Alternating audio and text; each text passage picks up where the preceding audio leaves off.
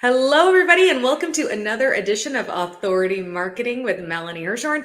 And I am so excited because my client, who I used to work with, Jim Schneider, who is an amazing best-selling author, is joining me. And hi, Jim. Hi, Melanie. Good to see you. You too. Okay, so I asked you to have a copy of your book handy. Do you have a copy of it? I do. All As right. an Okay. author, I pretty much have one. Like I just have a holster on my back. I always have a copy with me. Okay, good. You have like a secret back pocket, right? That's Right. right. Yeah. Like, oh, Awesome. by the way, yeah. Good, as you should. So let's hold it up. That was like the saddest hold up ever. Okay, there we go. It's true. It So was. Here we go. okay, so it's called Fence Bat, a big kid's guide to parenting, personal growth, and play. And it is available everywhere you buy books. That is right. So let's talk about the inspiration for this book because it was written at a time when things weren't as fun as they are now. Yes. So I wrote this during COVID, really. So the name comes from a game my kids invented because we were, confined to the house for months upon end.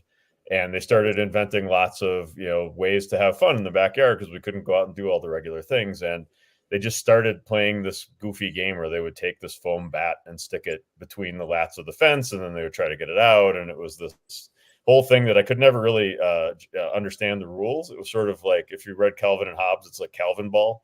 It would sort of just evolve and change with each game they'd play. But it just, to me, it was always sort of a totem of that time. And I had written a daily blog for 450 days, starting from the day the kids started staying home from school. And at the time, my son was in preschool, my daughter second grade.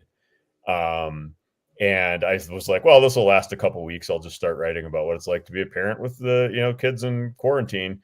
And I wound up doing it for, a year and a half, and came away with this perspective from that time, where I kind of discovered my own growth during it, what I learned from having that experience and being, truly working to be a present dad in my kids' lives. And also, my son was diagnosed with autism about a month into the pandemic. And so we spent time, learning to understand that and getting him the support he needed. And, even for me to become comfortable with, I fully admit, looking back on it, I was terrified when we got that news, and it was right in the middle of the pandemic and all of that.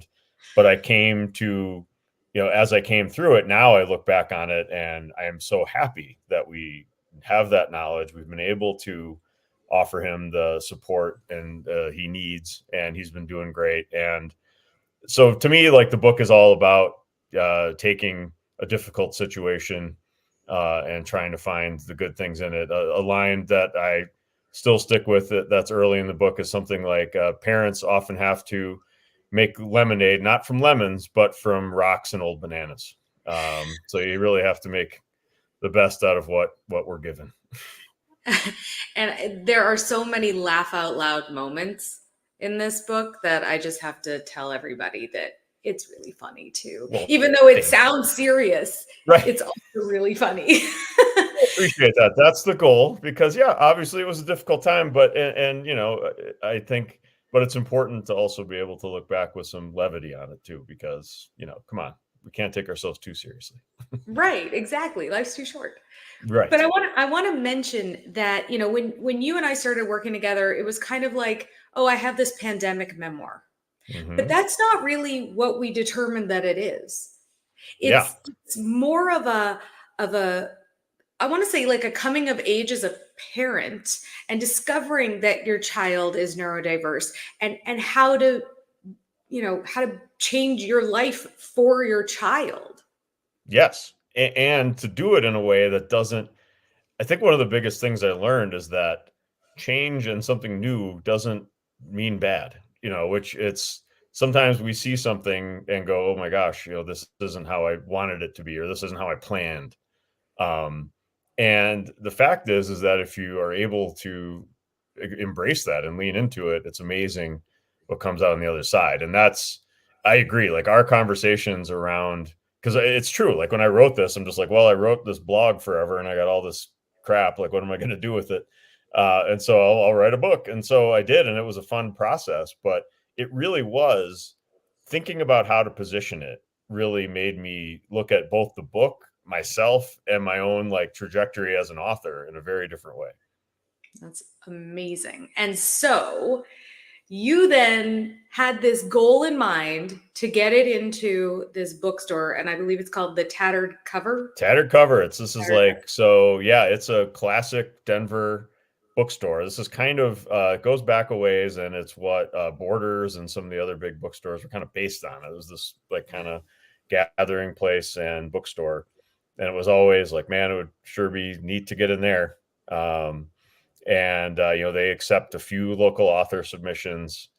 And yes, it was, you know, trying to figure out how to pitch that was challenging. But here's where, yeah, certainly your perspective, and that's the thing. Like, I think for any author, Yeah. you're so attached to what you've written, it's sometimes easy to lose sight of what.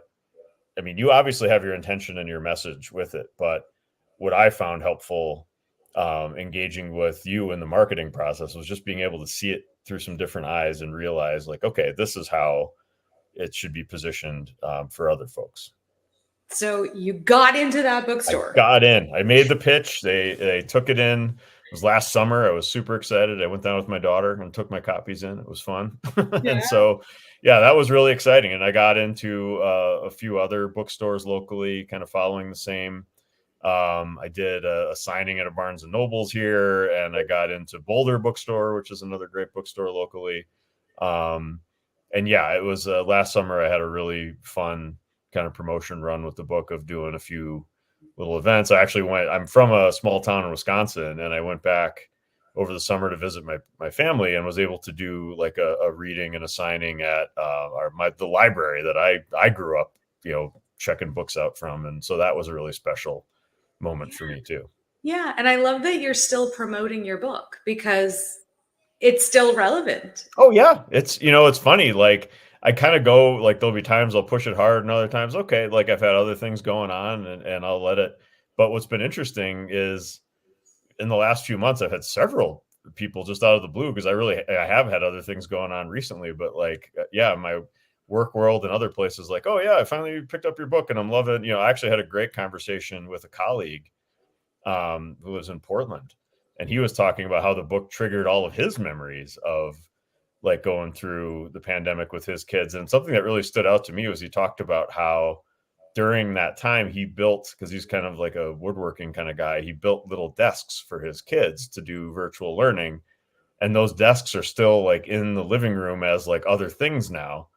But he's like, he kind of pointed out, it's like how it was a part of that time, and now it's kind of morphed into something else. And then you suddenly look back and like, oh, it's like this weird ghost remnant of the time of COVID. But, you know, in that way, I feel like it's a sort of nice illustration about how that time is always with us. Like, you know, we can kind of just say like, oh, we've moved on, and in many ways we have, but it's also important to recognize that it was a transformational time for a lot of people, and, you know, accept the fact that, you know what, yeah, we're in a different zone now, and that doesn't have to be bad. We can make it good. I agree. And one thing I want to mention is that I think we're far enough out now that it's not as triggering Yes. to read That's, books. and to be honest, it's funny, even as I wrote it, and I have to say, like, I had a conversation recently with like somebody who wants to write a book, and was just like, how do you know if this is, you know, something worth writing? And I'm like, you don't. um and for me, this was a rare case of like, I couldn't not write this. I knew it was going to be a difficult, you know, oh yeah, people aren't really going to want to hear about this at this point in time. But I actually think that the more time goes on, the more relevant this becomes, because even when I look back on my own writing, it's amazing to me the things I've forgotten. Which is another thing I try to tell parents, like, for God's sakes, journal, like, write a little something every week about what you did with your kids, or what, you know, funny thing they said, because it's amazing what we forget. We forget so much. And if not for my notes on my phone, Right. still can't remember what my son's first word is. It didn't make it onto the notes. So Yeah, that's like good. Oh, actually, I do know my son's first, because it was great. It was wow, which is, I think, maybe my favorite first word because, come on, it's a sense of wonder. And he still has that, which is great. That's amazing. I remember one of my sisters, her first word was uh-oh. Says a lot. Well, there's two separate worldviews happening there. And it's like, uh-oh. I probably was an uh-oh kid myself. So yeah. Yeah. Well, that's amazing. This fills my heart to hear how wonderful things are going for you and for your book. What are your plans for FenceBat now? It's a good question. I'm still, I think I'll kind of do another promo run around Father's Day. I was thinking because that's coming up, and I think Yeah. something I really care about too is the idea of. It's amazing how much we've encountered. My wife does a lot of work with parents of neurodiverse kids, and it's sad to me that very often it's the mothers carrying a lot of the load of and it's I think it's important for fathers to be engaged, and it's so ultimately rewarding. I mean, I wouldn't trade a minute of any of it, and I hope other dads think about that too. But also, yeah, I think I'm finally, knock wood, starting my next book now, and I'm excited about that. I'm trying to approach the idea, like much like this book, I'm trying to focus on how do we look at things in life through a positive lens when there's so many difficult things that are out there. So I'm kind of pivoting from the message of this book and taking it to a larger place. So it's been, I'm really proud of this work, and I think it for me feels like a great, starting point to something else that I also want to do to continue that message. That's wonderful. And if anybody can make lemonade out of rocks and bananas, it is you. Thank you. I appreciate that. I'm going to try My to mix up a batch right after this. That sounds delicious. Okay, well, everybody, I'm going to have the link to FenceBat that you can grab on Amazon. I'll have the link below this. And Jim, thank you so much for joining me today.